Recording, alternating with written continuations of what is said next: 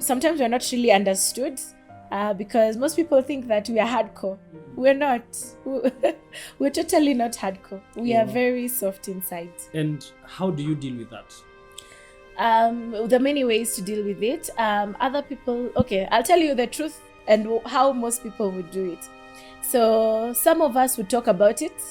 Some of us will have someone to, maybe when you go back home, you just have this friend, you're like, hey, by the way, no, I had this patient, or even now when we're in obstetrics and gyne, we have a whole group where we say we lost this patient, what could we have done better? So we have that time where we can be able to discuss, feel bad about it, because it is okay to feel bad about it, and then discuss it, and then say we could have, maybe there's no much we would have added beyond this, or we could have done a bit better on this one. So we have that kind of discussion.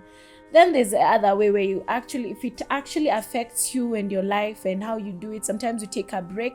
Personally, I do take breaks. I do travel myself. I take a break. I travel. I go, apart from talking to my friends and all that. Sometimes it gets really bad. You can get a psychologist. We have call lines for doctors to, talk to somebody. Even if it's anonymous, you have someone to talk to. Unfortunately, some doctors don't do all that and end up using substances.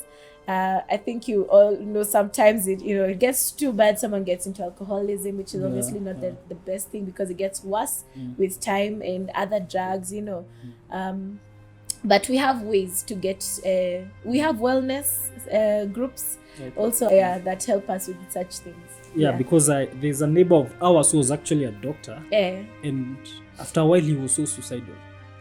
And he actually died, which he did. And people think it was suicide. He was so suicidal.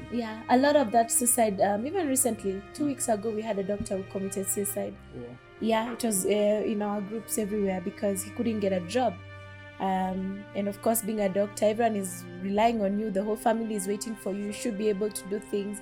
He can't seem to get the job and couldn't put it together. And it's unfortunate that a lot of suicide has been happening.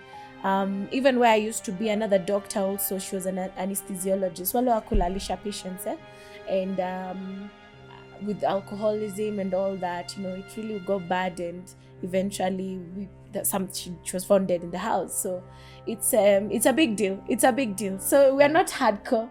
We are also human. I can see it. That means even as we visit the hospital, we should be sensitive about the doctors too. Yeah.